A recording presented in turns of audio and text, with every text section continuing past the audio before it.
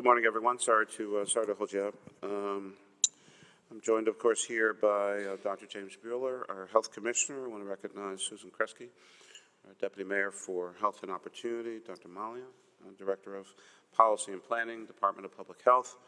I'm told that a few of our Board of Health members are here with us, in particular Dr. Shannon Marquez, Dr. Yolanda Slaughter, and Mr. Jose Benitez. Can we please recognize all of these great folks in public service? Thank you.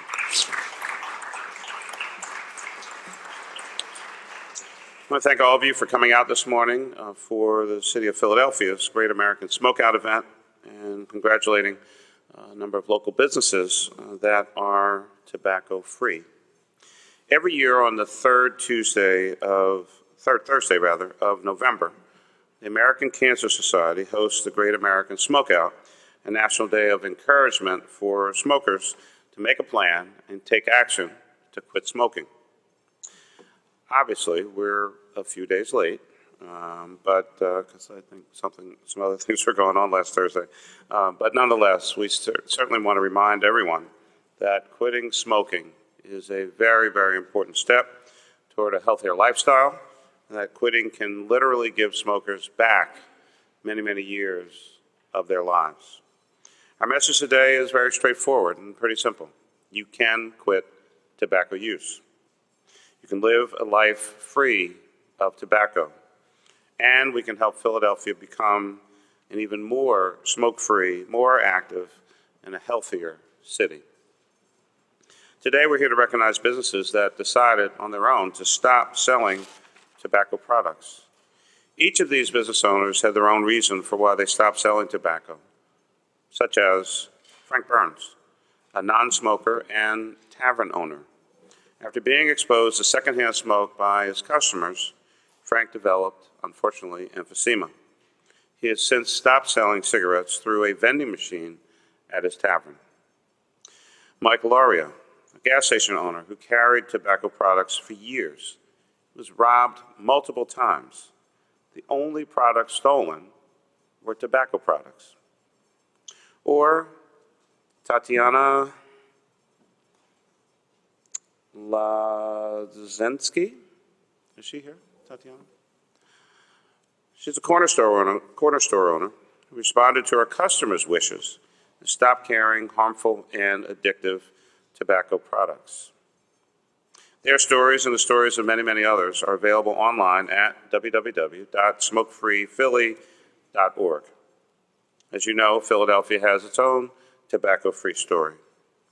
When I was a member of Philadelphia City Council, I pushed very hard, along with my colleagues, to support smoking restrictions in bars, restaurants, and workplaces under the Clean Indoor Air Worker Protection Law.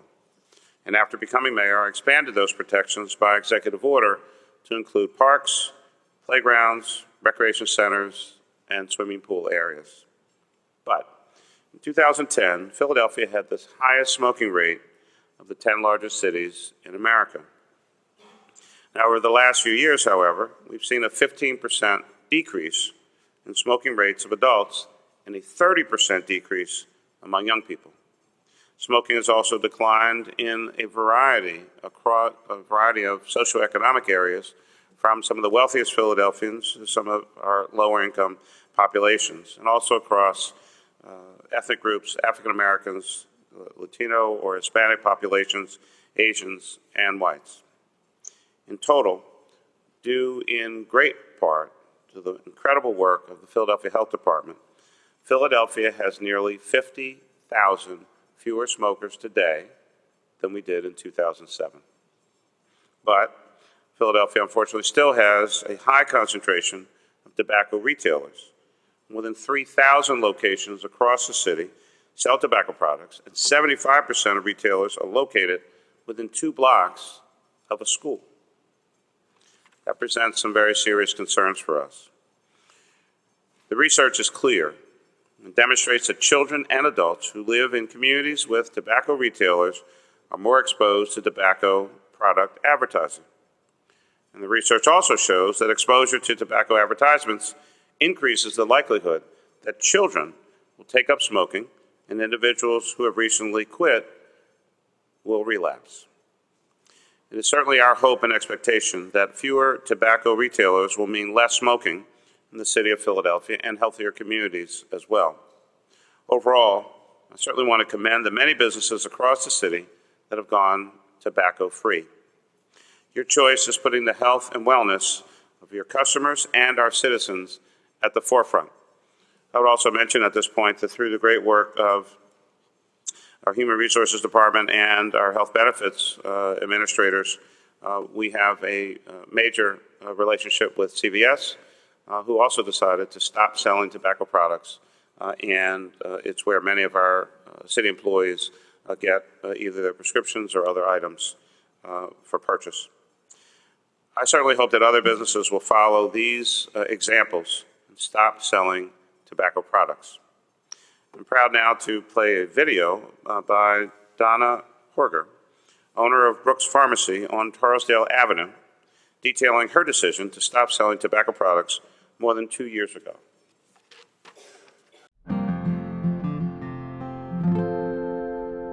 Brooks Pharmacy, I've been here for 27 years, and we made the decision to stop selling tobacco products, I'd say about 2.5 years ago.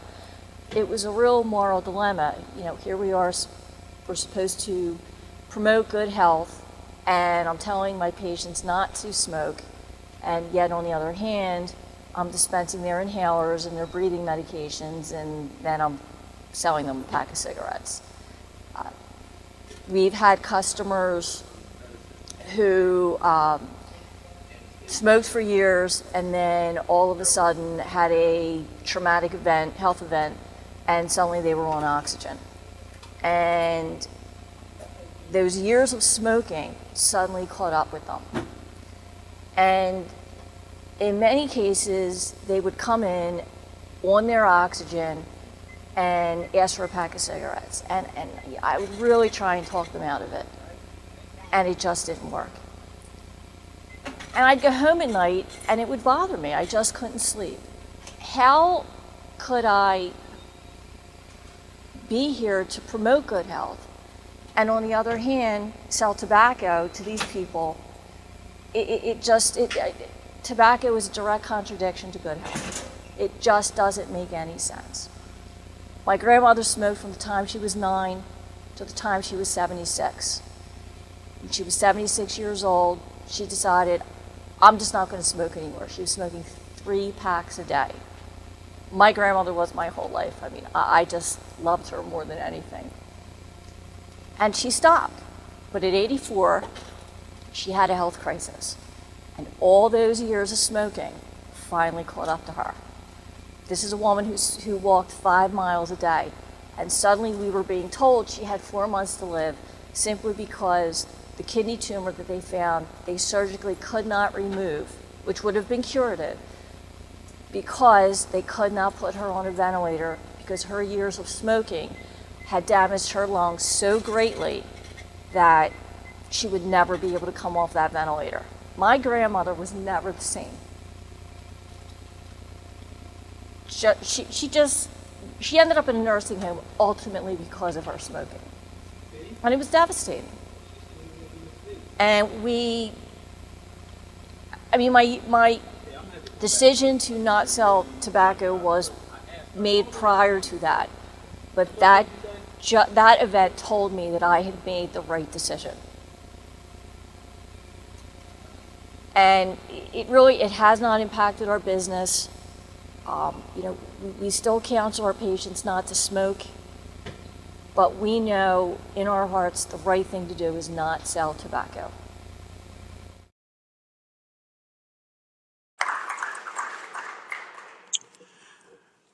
Well, that's pretty powerful. And with that, I want to thank Donna and Frank and Mike and Tatiana and so many, many others for making that decision and trying to look out for the health and welfare of their patients and in many instances our friends and family members across the city of Philadelphia. With that, I think I'm going to have Dr. Bueller say a few words, and then we'll probably open for questions.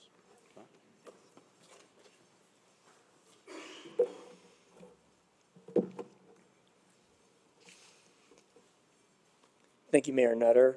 And thanks to Donna and all the Philadelphia business owners who've decided to share their stories about going smoke-free and their decision to not sell tobacco products.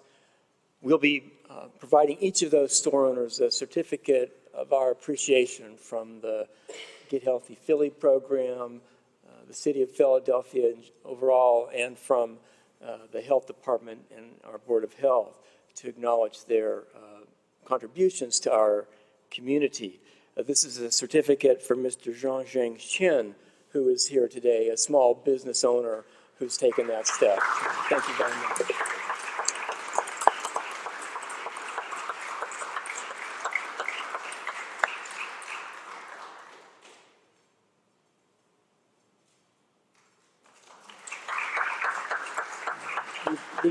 We appreciate your being here. We know that for many small business owners, their business is a consuming activity and they couldn't be here this morning. But for all of those owners, again, thank you. There's many others who we'd like to acknowledge. We'd like to acknowledge the support of our Board of Health. We have several members of our Board of Health here, the County Medical Association, the Philadelphia chapter of the American Heart Association, the Chinese Restaurant Association of Philadelphia, the Health Promotion Council, and others who are part of our Get Healthy coalition. Thank you for being here this morning. I'd like to echo Mayor Nutter's remarks by emphasizing that we all have a role to play in reducing smoking. Businesses, as you have heard, can make the decision to stop selling tobacco products. Others that continue to sell these products can make sure that they and their staff are fully complying with all of the relevant city, state, and federal laws related to the licensing, the collection of taxes, and sales to minors, the prohibition of sales to minors. Workplaces, colleges, universities can extend smoke-free policies to their outdoor spaces, not just their indoor spaces. We've seen universities like LaSalle, Thomas Jefferson, the Restaurant School, and the University of the Sciences take that step, and we would encourage others to take that step as well. As Mayor Nutter has noted, there are now over 12,000 acres of city space, city parks, playgrounds, recreation areas, pools that are smoke-free. Parents can talk to their kids about smoking and set a good example by not smoking themselves. You know that in the city of Philadelphia, we've recently passed a $2 per pack increase in the tax on cigarettes. And as a direct result of that, we've seen a marked increase in interest in quitting smoking. If you're a smoker, set a date to quit.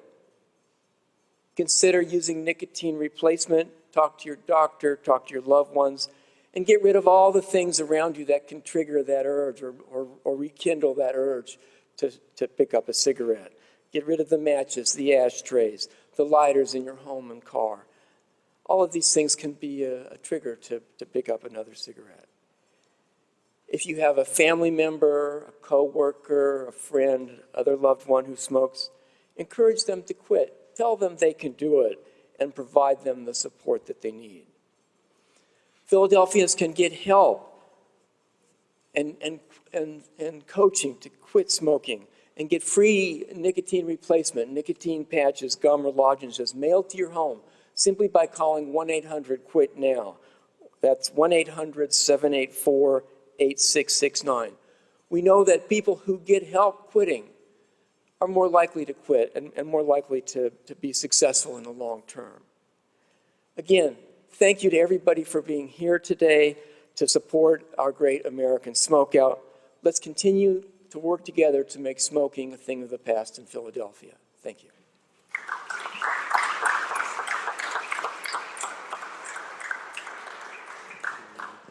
So I don't know if there are any questions about this, but I'd be glad to try to answer any that you might have from the press.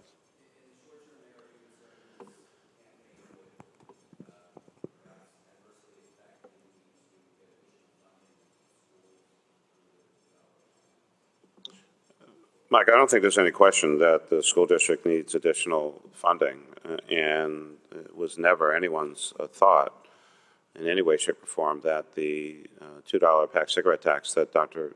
Bueller mentioned that we advocated for was going to solve the financial problems of the school district. That's never been the thought, and it's impossible. It was trying to fill a deficit just to allow the school district to continue to provide what I've characterized as maintenance of inadequacy for services. So we're not trading the health of our citizens for continued or increased funding. We actually built into the model for the $2 pack cigarette tax that the revenues would go down over time. We know that cigarette sales, sale of cigarettes is a fairly price-sensitive item, especially for young people. And so what we built into the model was an expectation that fewer people would buy the product, fewer people would smoke the product. Some may, kind of try to avoid. But unfortunately, some number of people will continue to smoke, and it's our commitment and goal to really drive those numbers down.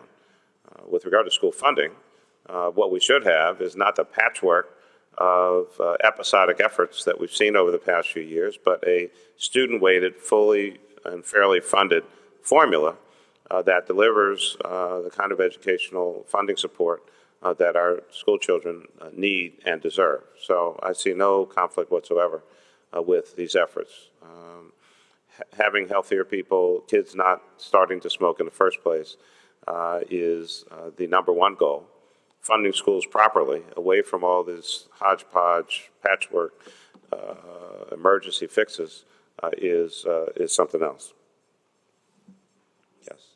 Mr. Mayor, your passionate personal advocacy for protecting workers and Philadelphians from secondhand smoke is really unparalleled. And yet, some city council members have been proposing small exemptions for individual businesses across the city to allow smoking to happen in their establishments and create the loopholes for the clean indoor air law that Philadelphia is really so proud of. Mm-hmm. Are you going to engage with council members and discourage this pattern from continuing? I'm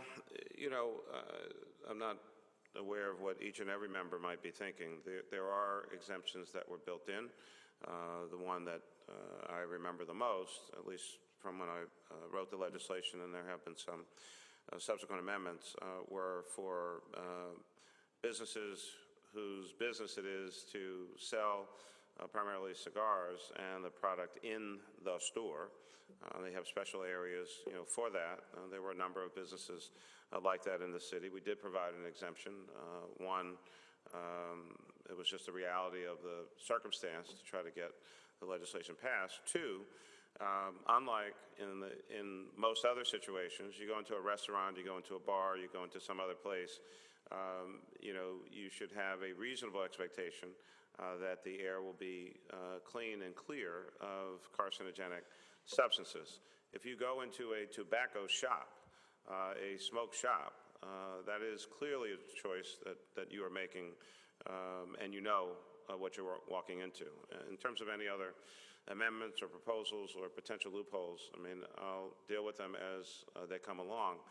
But I think it's pretty clear now, after, that was 06, went into effect in 07.